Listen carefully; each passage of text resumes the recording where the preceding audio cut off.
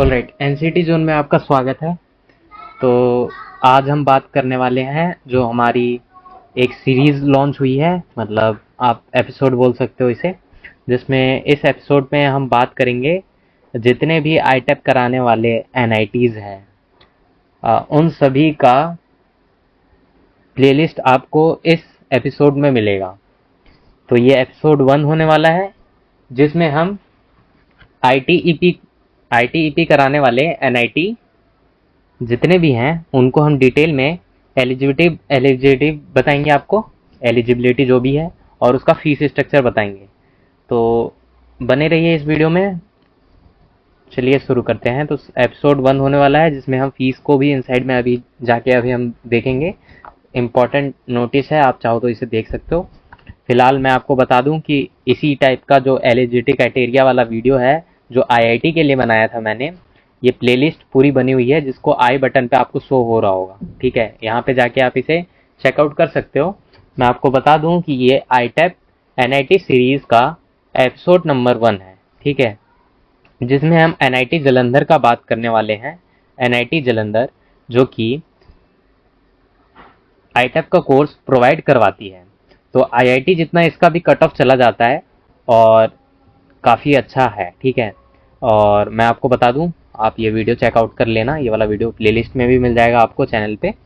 देखो, eligibility criteria की बात करने वाले हैं अभी हम। ठीक है, तो एनआईटी जालंधर जो भी है, इसका हम एलिजिबिलिटी जो भी है, जितने भी हैं A to Z एलिजिबिलिटी हम आपको दिखाने वाले हैं। सबसे पहले सुनो कि एकेडमिक क्वालिफिकेशन क्या होना चाहिए आप लोगों का। तो एकेडमिक क्वालिफिकेशन की बात करें तो मिनिमम मार्क्स आपके 12th में कम से कम 50% एग्रीगेट होना चाहिए एटलीस्ट। तो ये लेटेस्ट जो हमारे पास अभी पब्लिकली डेटा जो उपलब्ध है उसके अकॉर्डिंग बताया है। तो आप मिनिमम 50 लेके चलो, बट इससे ज़्यादा ही स्कोर करना। इन फ्यूचर हो सकता है कि ये बढ़ जाए। जैसे हमें आईआईटी का पता है, ज़्यादातर आईआईटी का 60 है, बट इसने 50% बोल रखा है एग्रीगेट। ठीक है, इन फ्यूचर ये बढ़ भी सकता है, तो इसको आप देख के चलना। बोर्ड की बात करें, स्ट्रीम आपका क्या होना चाहिए। देखिए, साइंस स्ट्रीम वाले ही यहाँ एलिजिबल हैं, इस बात को ध्यान रखना। ठीक है, आपका बोर्ड कोई सा भी हो, सीबीएसई है या फिर जो भी रिकॉग्नाइज्ड जितने भी बोर्ड हैं वो सारे के सारे चल जाएंगे, बस साइंस बैकग्राउंड से होने चाहिए आपको। 12th जो आपका होना चाहिए साइंस बैकग्राउंड के साथ, और 50% एग्रीगेट होना चाहिए। ठीक है, और मैंडेटरी सब्जेक्ट की बात करें, क्या यहाँ मैथ जरूरी है। तो देखिए, यहाँ मैथ जरूरी नहीं है, फिजिक्स और केमिस्ट्री होना जरूरी है। इसके साथ मैथ हो या बायो हो चलेगा। तो देखो, मैं एक छोटा सा आपको काम देने वाला हूँ। इन फ्यूचर अगर कोई भी वीडियो ये देखेगा तो उसको पता चल पाए कि हाँ, बायो वाले भी यहाँ एलिजिबल हैं इस एनआईटी में। तो एनआईटी जालंधर में एलिजिबल हैं, उसके लिए आप में से कोई एक जना हैशटैग बायो एनआईटी ये टाइप कर देना। ठीक है, हैशटैग बायो एनआईटी इस वीडियो के कमेंट में, ताकि जो व्यूअर्स आएंगे उनको पता चल जाए कि यहाँ बायो वाले एलिजिबल हैं। ठीक है, मैं उस कमेंट को पिन कर दूंगा। एडिशनल सब्जेक्ट की बात करें तो मैथ है, अप्लाइड मैथ है, बायो है, बायोटेक्नोलॉजी है, कुछ भी हो चलेगा। ठीक है, इन्हीं में से होना चाहिए लेकिन। ठीक है, एडिशनली, बट फिजिक्स और केमिस्ट्री होना जरूरी है। तो बायो वाले यहाँ एलिजिबल है। ठीक है, आईआईटी में बायो वाले एलिजिबल नहीं होते, इस बात को आपको भी पता है। मैथ जरूरी होती है आईआईटी में, लेकिन एनआईटी में जो ये पहला एनआईटी है हमारा इस सीरीज का, एपिसोड नंबर 1 जो है वो मैं पहला ही लाया हूँ जिसमें बायो वाले एलिजिबल हैं। तो एक कमेंट कर देना जो मैंने आपको बोला है। देखो, सेकंड बात करते हैं एंट्रेंस एग्जाम जो आपको रिक्वायरमेंट है। 2026 की बात करें तो 2026 में आपको एंट्रेंस एग्जाम देना पड़ेगा, जो कि एनसीईटी है। ठीक है, नेशनल कॉमन एंट्रेंस टेस्ट। ठीक है, नेशनल कॉमन एंट्रेंस टेस्ट 2026 की बात करें, 27 की बात करें या 28, आपको देना जरूरी है उस पर्टिकुलर ईयर में। अगर आप एडमिशन लेना चाहते हो तो उस ईयर का आपको, उस ईयर में आपने एग्जाम दिया हो। ठीक है, और एग्जाम जो नीड है वो आपको बता दिया। और मस्ट अपीयर, आपको बहुत ज़्यादा ज़रूरी है कि इस सब्जेक्ट में आपको अपीयर होना ज़रूरी है, जो कि हमारे 7 सब्जेक्ट हैं। अब 7 सब्जेक्ट आप लोगों को अब तक पता चल गया होगा। एनसीईटी के बारे में आपको इतना कुछ पता है, तो 7 सब्जेक्ट के बारे में भी पता है।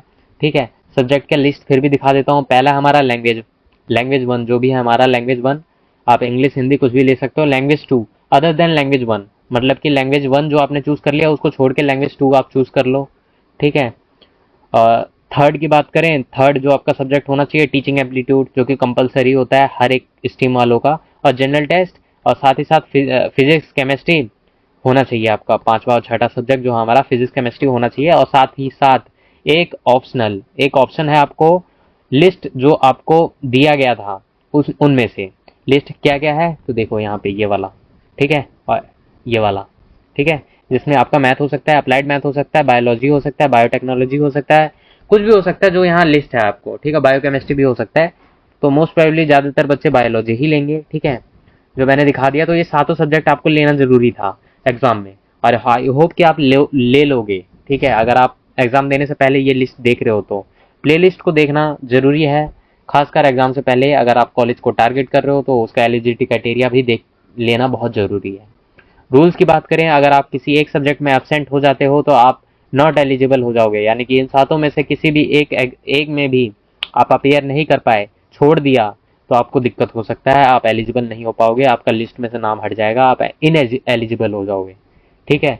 सिलेक्शन बेसिस की बात करें तो देखिए 2025 के अकॉर्डिंग ये परसेंटाइल के बेसिस पे हुआ था, बट मोस्ट प्रोबेबली अगले साल 2026 के ऑनवर्ड ये नॉर्मलाइज स्कोर के तहत ही होगा, मुझे पूरा यकीन है कि ऐसा ही हो। फिर भी टोटल परसेंटाइल की बात करें तो यही रहना चाहिए, ठीक है। टोटल परसेंटाइल 2025 के अकॉर्डिंग जो हमारे पास डेटा है उसी के जरिए बनाया गया है, इसीलिए यहाँ पे टोटल परसेंटाइल लिखा हुआ है। बट आप अच्छा से अच्छा स्कोर करना, ठीक है, या परसेंटाइल हो या स्कोर हो, आपका चल जाएगा, ठीक है, बस अच्छा होना चाहिए, मेरिट में नाम आना है तो उसके लिए। कोर्स स्पेशलाइजेशन की बात करें, जो चॉइस है, ये एक सेमेस्टर 1 के बाद यहाँ पे ऑप्शन मिलता है आप लोगों को, ठीक है। मतलब कि आप सेकेंडरी स्टेज पे ही करोगे, ठीक है, बट कोर्स आपको क्या लेना है, फिजिक्स केमिस्ट्री मैथ क्या लेना है, ठीक है, वो आपको कैसे पता चलेगा। तो ये सेमेस्टर 1 के बाद आपको चॉइस करने का ऑप्शन मिलता है, ठीक है। और कब कब मिलेगा, तो सेमेस्टर 1 के बाद ही मिलेगा, जैसे ही आप सेमेस्टर 1 कंप्लीट कर लोगे। ऑप्शन क्या क्या रहेगा, तो फिजिक्स केमिस्ट्री और मैथ, ये तीन ऑप्शन रहेंगे आपके पास, ठीक है, बायो नहीं रहता यहाँ पे, ठीक है, फिजिक्स केमिस्ट्री और मैथमेटिक्स बेसिकली। चॉइस सिस्टम की बात करें तो चॉइस सिस्टम बेसिकली दो है, पहला चॉइस होगा आपका मेजर, जो मेजर आप सब्जेक्ट लेना चाहते हो, और चॉइस एक और होगा जो कि आपका रहेगा माइनर। एक मेजर लेना है, एक माइनर लेना है, ये आपके पास चॉइस है, एक मेजर और एक माइनर। मेजर में आप फिजिक्स ले सकते हो, माइनर में केमिस्ट्री ले सकते हो, कुछ भी ले सकते हो, इन तीनों में से ही कॉम्बिनेशन बनेगा आपका, ठीक है। पर्पस की बात करें तो ऐसा क्यों है, क्या क्या है यहाँ पे, तो ये डिसाइड करने के लिए बेसिकली स्टूडेंट को अपने फोकस, जो भी आपका इंटरेस्ट है बेसिकली उसके बेसिस पे ही होगा आपका। फर्स्ट सेमेस्टर आपने पढ़ा, हर तीनों चीज पढ़ा आपने, आपको पता लग गया आपका इंटरेस्ट किस चीज में है, तो वो आप चूज कर लीजिए मेजर और माइनर के रूप में। तो बीएससी इंटीग्रेटेड बीएससी बीएड का कोर्स आप यहाँ पे कर सकते हो, जो कि आईटअप के तहत ही है, ठीक है।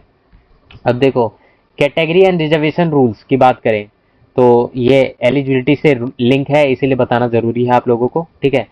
देखिए यहाँ पे कैटेगरी वाइज सीट डिस्ट्रीब्यूशन है, तो कैटेगरी जनरल की 20 सीटें हैं यहाँ पे, ओबीसी की 14 सीटें हैं, एससी की बात, अच्छा एक सेकेंड, तो जनरल में 20 सीटें हैं और ये बेस्ड ऑन मेरिट होता है, मेरिट के बेसिस पे ही होगा, ठीक है, जनरल का। ओबीसी में 14 सीटें हैं, और ओबीसी एनसीएल सर्टिफिकेट जो आपका होना चाहिए 1 अप्रैल 2026 का होना चाहिए, इस बात का ध्यान रखना। अगर आप 26 में अप्लाई करने वाले हो तो 26 का होना चाहिए, 1 अप्रैल 2026 का। 27 में कर रहे हो 2027 में तो 1 अप्रैल 2027 का होना चाहिए, ठीक है, या तो इस डेट का हो या इसके बाद का हो, ठीक है, इससे पहले का नहीं चलेगा, इस बात को ध्यान रखना। किसी भी ईयर में देख रहे हो आपको, बस यहाँ पे 2026 में देख रहे हो तो 26 का होना चाहिए, 27 में देख रहे हो तो 27 का होना चाहिए, यानी उस पर्टिकुलर करंट फाइनेंशियल ईयर का होना चाहिए, इस बात को ध्यान रखना। जो मैंने अभी बोला फाइनेंशियल ईयर बोला, और फाइनेंशियल ईयर जो होता है 1 अप्रैल 2026 या 1 अप्रैल 2027 जो भी है उसी से काउंट होता है, ठीक है। एससी की बात करें तो 7 जो है यहाँ पे सीटें हैं, और ये वैलिड, जो भी एससी सर्टिफिकेट रिक्वायर्ड है वो वैलिड होना चाहिए, ठीक है, इसमें कोई डेट वेट की जरूरत नहीं है। ओबीसी और ईडब्ल्यूएस वालों को थोड़ा डेट का इशू होता है, ठीक है। एसटी की बात करें तो 4 सीटें हैं और आपका एससी सर्टिफिकेट जो वैलिड होना चाहिए, ठीक है। बात करें ईडब्ल्यूएस की तो 5 सीटें हैं यहाँ पे, और ईडब्ल्यूएस का सर्टिफिकेट का जो इशू डेट है वो ये होना चाहिए, 26 में देख रहे हो तो 26 के लिए 1 अप्रैल 2026 होना चाहिए, 27 में देख रहे हो तो 1 अप्रैल 2027 होना चाहिए, या फिर किसी भी ईयर का देख रहे हो तो बस उस ईयर को यहाँ पे लिख देना, आप समझ जाओगे, ठीक है। पीडब्ल्यूडी अगर कैटेगरी से आते हो तो 5% का हॉरिजॉन्टल मिलता है यहाँ पे रिजर्वेशन, बेसिकली 5% का रिजर्वेशन है हर एक सीट में बेसिकली, ठीक है। तो must have valid PWD certificate, आपके पास वैलिड सर्टिफिकेट होना चाहिए। तो पीडब्ल्यूडी वाले बहुत कम होते हैं, ठीक है, वो आपको भी पता होगा, ये सर्टिफिकेट अगर आप हो तो आपको पता होगा। इंपॉर्टेंट रूल की बात करें तो category chosen in the application can not be change later. तो अगर आपने एप्लीकेशन भरते समय अगर आपने कैटेगरी जो चूज कर लिया, जनरल चूज कर लिया, तो आप उसे चेंज नहीं कर सकते, इस बात को ध्यान रखना, ठीक है। एक बार चूज कर लिया तो उसे चेंज नहीं कर सकते, इस बात को ध्यान रखना है। एलिजिबिलिटी क्राइटेरिया का रूल है, आपने जो कैटेगरी चूज किया है वही मैं आपको वह उसी का मेरिट लिस्ट आपको बनेगा, ठीक है। अब देखो अगला बात करते हैं एडिशनल इंपॉर्टेंट एलिजिबिलिटी क्राइटेरिया का। जो एलिजिबिलिटी कंडीशन है क्या क्या है? मेडिकल फिटनेस सबसे पहली चीज आती है कि मस्ट बी मेडिकली फिट। आप मेडिकली फिट होने चाहिए, आपको पास रिपोर्ट होना चाहिए, ठीक है, कि आप मेडिकली फिट हो। प्रोविजनल एडमिशन मिलता है यहाँ पे, यानी कि आप लोगों को प्रोविजनली नेम आ जाएगा यहाँ पे। डॉक्यूमेंट वेरिफिकेशन होगा, फी पेमेंट करोगे, उसके बाद ही आपका एडमिशन कंफर्म होगा। पहले प्रोविजनल मिलता है यहाँ पे एडमिशन। हर जगह की बात करूँ तो ऐसा ही होता है, पहले प्रोविजनल देते हैं, जो फी पेमेंट और डॉक्यूमेंट वेरिफिकेशन में वैलिड हो जाते हैं तभी उनको एडमिशन दिया जाता है। डॉक्यूमेंट नीडेड क्या क्या है? तो 12th का मार्कशीट होना चाहिए आप लोगों के पास, 2026 का स्कोर कार्ड, या 27 में देख रहे हो तो 27 का स्कोर कार्ड, और कैटेगरी सर्टिफिकेट होना चाहिए। किसी भी ईयर का देख रहे हो उस ईयर का स्कोर कार्ड होना चाहिए आपका, ठीक है। मेडिकल सर्टिफिकेट रिक्वायरमेंट है यहाँ पे, ठीक है। 10-12 का मार्कशीट, और वो तो आपको पता ही होगा, पासिंग सर्टिफिकेट है, और भी जितने भी रिक्वायर्ड डॉक्यूमेंट है एक्सेट्रा में वो सारी चीज़ें आ जाती हैं। टाइप ब्रेकर रूल भी यहाँ पे लगता है, यानी कि अगर दो कैंडिडेट के सेम मार्क्स आ गए, या सेम परसेंटाइल आ गए, या सेम स्कोर आ गया, या सेम नॉर्मलाइज स्कोर आ गया, तो वो क्या होगा? तो वहाँ पे जो ओल्डर जो कैंडिडेट है, जो ओल्डर कैंडिडेट जो है उसको रैंक कर दिया जाएगा हायर, उसको आगे दे दिया जाएगा, मतलब उसको सीट दे दी जाएगी। ओल्डर से क्या मतलब है? तो ओल्डर से देखो क्या मतलब है। If two candidate have same NCT percentile, percentile लिखा हुआ है 2025 के अकॉर्डिंग है, क्योंकि 25 में परसेंटाइल के बेसिस पे लिया गया था, तो परसेंटाइल की जगह स्कोर भी समझ सकते हो, या फिर नॉर्मलाइज स्कोर भी समझ सकते हो।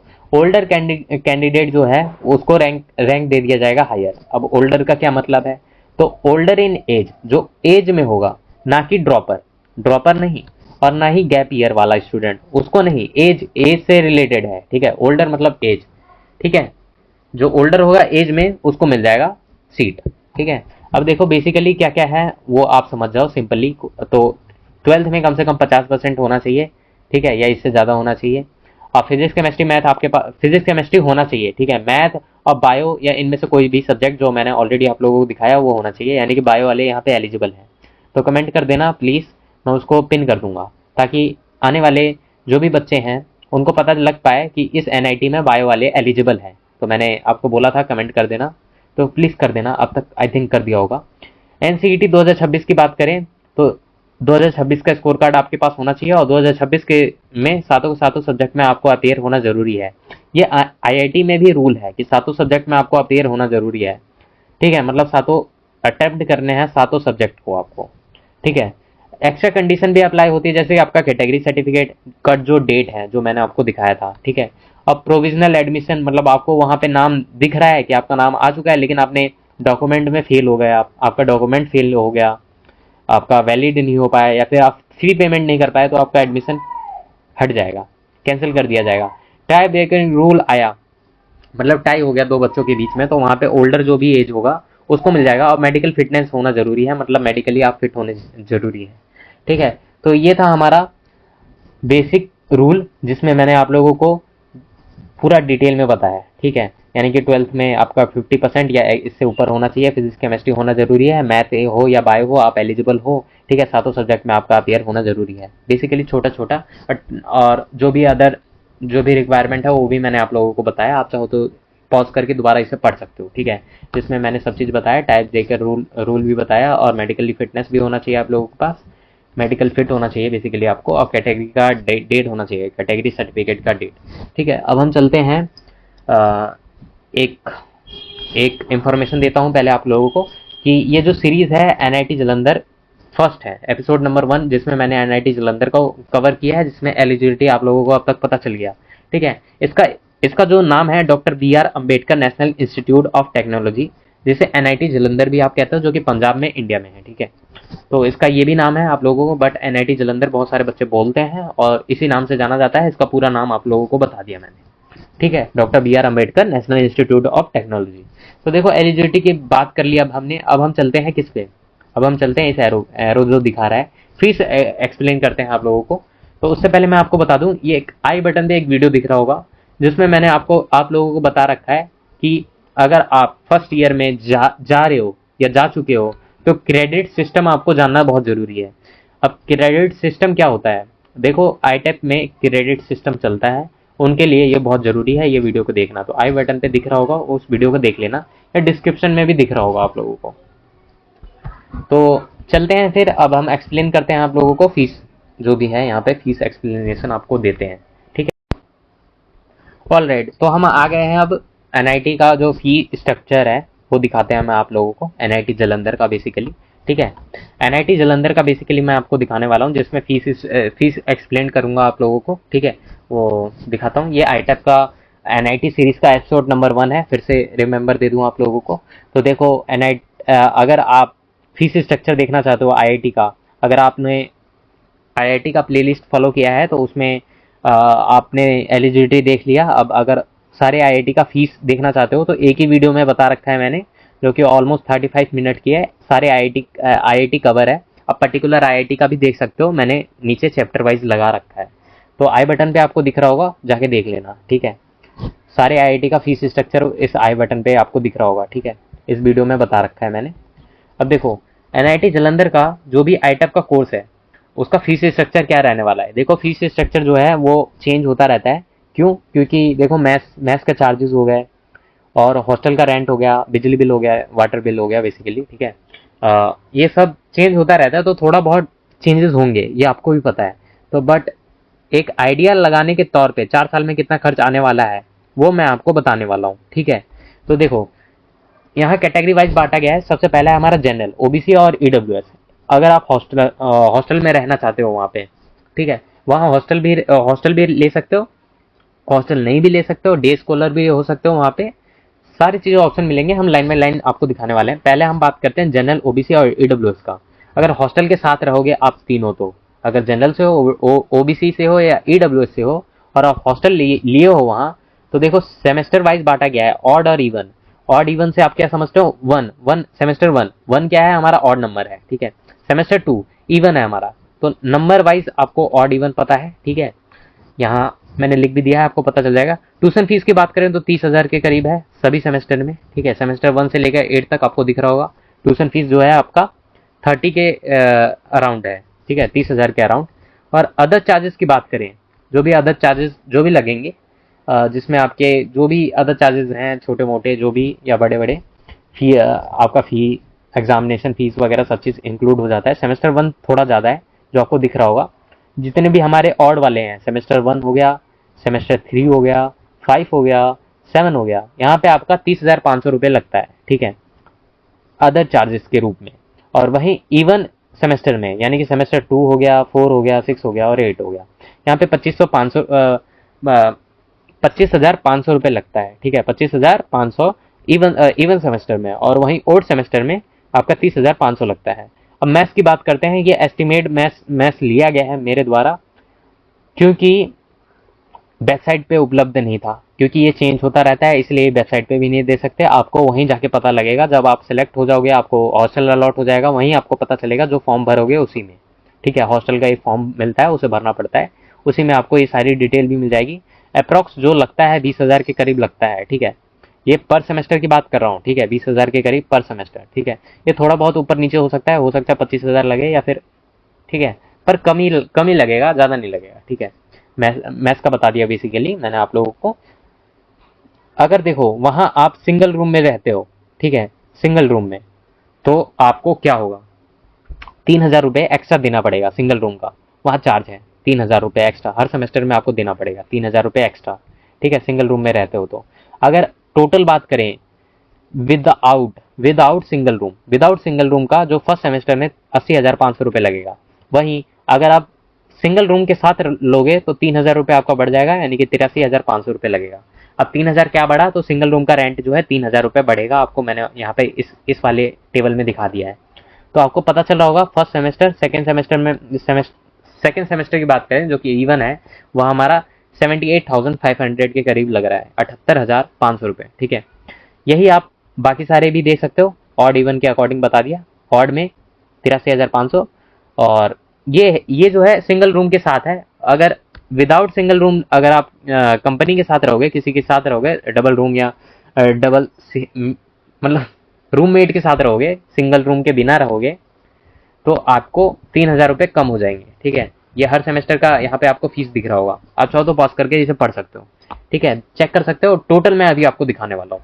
ठीक है, तो ये बार ग्राफ के द्वारा भी आप समझ सकते हो। ठीक है, बार ग्राफ तो नहीं है, मतलब ये लाइन ग्राफ है बेसिकली।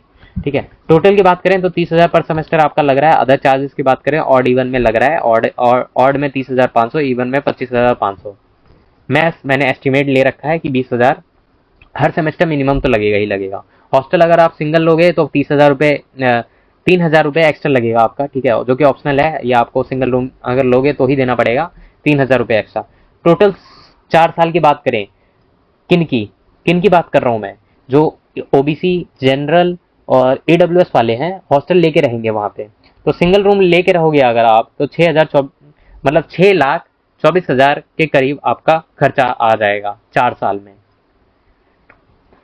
6,24,000 के लगभग में आपका खर्चा आएगा। अगर आप सिंगल रूम के साथ रहोगे तो 6,48,000 का खर्चा आएगा। ठीक है, अगर सिंगल रूम के साथ रहोगे, अगर विदाउट सिंगल रूम रहोगे तो 6,24,000 रुपये आपका खर्चा आएगा। ठीक है, 4 साल का।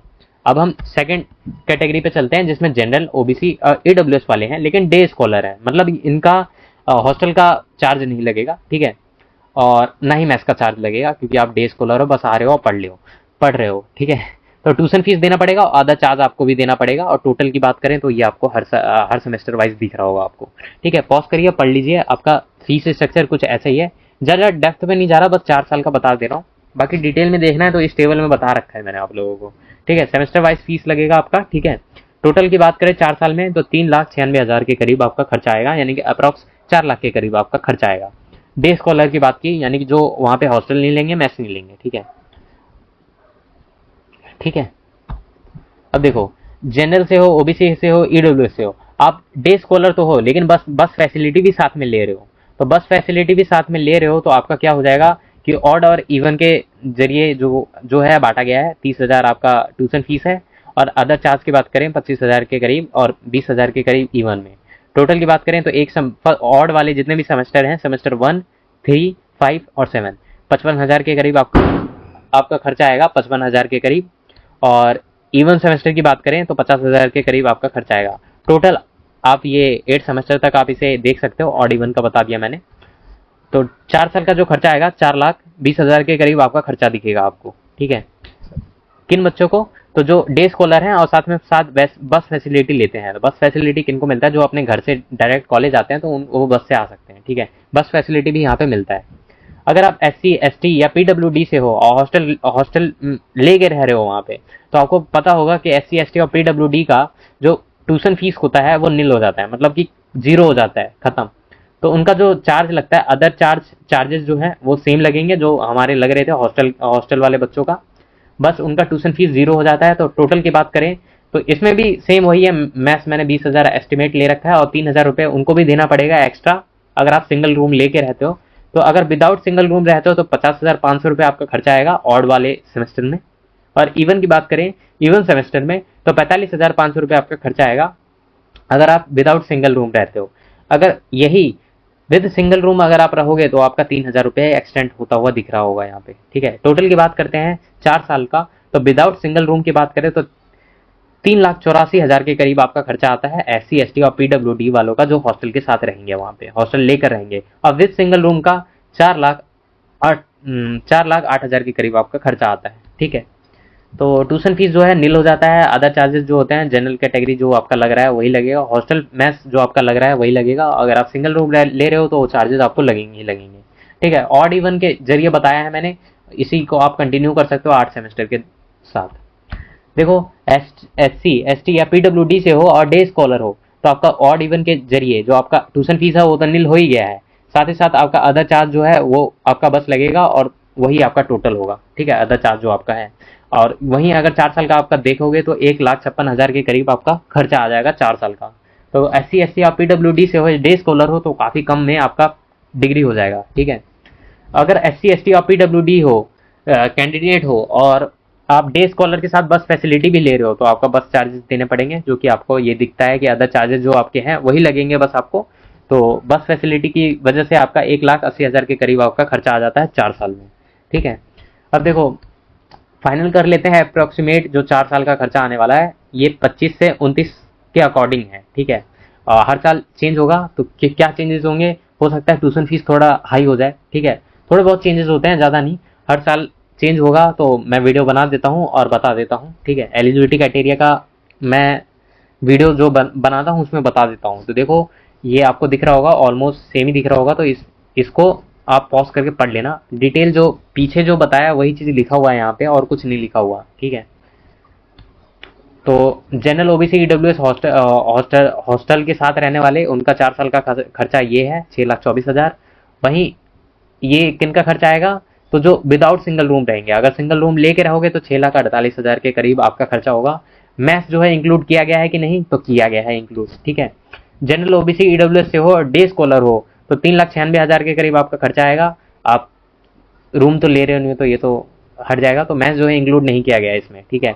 जनरल OBC EWS से हो, डे स्कॉलर हो, बस फैसिलिटी भी ले रहे हो तो 4,20,000 आपको देना पड़ेगा, तो मैथ्स जो है इंक्लूड नहीं किया गया इसमें, ठीक है। SC/ST PWD से हो, हॉस्टल के साथ रह रहे हो वहाँ पर हॉस्टल लेकर, तो 3,84,000 के करीब आपका खर्चा आएगा। और किन का खर्चा आएगा, तो जो विदाउट सिंगल रूम रहेंगे। वहीं अगर सिंगल रूम लेके रहोगे तो 4,08,000 के करीब आपका खर्चा होगा, जिसमें इंक्लूड मैथ्स भी होगा, ठीक है, मैथ्स जो है इंक्लूड भी है। SC/ST PWD डे स्कॉलर हो तो 1,56,000 आपका खर्चा आएगा, ठीक है, जिसमें मैथ्स को इंक्लूड नहीं किया गया। SC/ST PWD कैंडिडेट हो और डे स्कॉलर के साथ आप जो है बस फैसिलिटी भी ले रहे हो तो 1,80,000 के करीब आएगा आपका खर्चा, जिसमें मैथ्स जो है इंक्लूड नहीं है। तो ये फाइनल रिकैप था। आप चाहो तो इसके जरिए ही आप समझ सकते हो, ठीक है, जो मैंने ऑलरेडी आपको फीस स्ट्रक्चर में जो उतना बताया ना डिटेल में, आप ये बस 4 साल का ये समझ सकते हो, ठीक है। तो देखो ये पूरा सिनेरियो था जिसमें मैंने हॉस्टल का भी बताया, जो हॉस्टल लेके रह रहे हैं, डे स्कॉलर का भी बताया, बस फैसिलिटी जो लेंगे उनको भी बताया, विद और विदाउट सिंगल रूम उनका क्या खर्चा आएगा, और 4 साल का खर्चा जो भी आएगा मैथ्स इंक्लूडेड करते हुए भी टोटल मैंने बताया, मैथ्स को भी इंक्लूड करते हुए और ना करते हुए भी बता दिया मैंने आप लोगों को। मैथ्स चार्ज जो है 20,000 लिया गया है, ये जो है हर साल डिफर करेगा, मतलब चेंजेस होंगे। तो देखो अगर आप किसी और ITAP कॉलेज के बारे में सर्च कर रहे हो, या फिर आप पता करना चाहते हो कि ITAP कराने वाले भारत में कितने कॉलेजेस हैं, तो इस वीडियो में मैंने बताया है, तो इस वीडियो का लिंक आपको ऊपर दिख रहा होगा, ठीक है, आई बटन पे, इसको जाइए चेकआउट कर सकते हो आप, ठीक है। अब देखो ये छोटा सा रिकैप आप चाहो तो देख सकते हो, ठीक है, ये आप पे डिपेंड करता है कि आपका पैसा कैसा लगने वाला है, आपका 4 साल का खर्चा कैसे होगा। आप हॉस्टल लेके रहोगे तो आपका खर्चा बढ़ेगा, सिंगल रूम लोगे तो भी बढ़ेगा, बस फैसिलिटी लोगे तो भी बढ़ेगा, डे स्कॉलर हो तो आपका पैसा थोड़ा कम लगेगा, ठीक है, ये आपको पता होगा। बस ले लोगे तो थोड़ा बढ़ जाएगा, वो आपको पता है, सबसे ज़्यादा यहाँ पे हॉस्टल वालों का ही खर्चा है, ठीक है। और सिंगल हॉस्टल के साथ अगर सिंगल रूम लोगे तो और 3,000 बढ़ जाएगा हर सेमेस्टर। तो ये पूरा वीडियो था जिसमें मैंने आपको फीस एक्सप्लेन कर दिया आप लोगों को, ठीक है, और एलिजिबिलिटी भी बता दिया आप लोगों को, ठीक है। तो देखिए ये सीरीज जो था एपिसोड नंबर 1 था, अब हम आगे कंटिन्यू करेंगे जिसमें हम आप लोगों को बताएंगे एपिसोड नंबर 2 पे जाएंगे। तो उससे पहले मैं बता दूं ITAP और इंटीग्रेटेड BEd क्या होता है, इन दोनों में अंतर, इसको आप देखना चाहते हो तो यहाँ पे एक वीडियो आ रही होगी, उसको आप चेकआउट कर सकते हो, ठीक है। अब देखो और IIT जो है NIT जो हम देखने वाले हैं इन फ्यूचर, वो ये हैं 5 हैं टोटल, इनको हम कवर करेंगे। तो मिलते हैं नई वीडियो में, तो ये वीडियो आप चेकआउट कर सकते हो, ठीक है, अगर आपको ये वीडियो देखना है तो। मिलते हैं नए वीडियो में एक नए एपिसोड के साथ, एपिसोड नंबर 2 में मिलेंगे हम अब, ठीक है। प्लेलिस्ट की सीरीज में आपका यहाँ तक बने रहने के लिए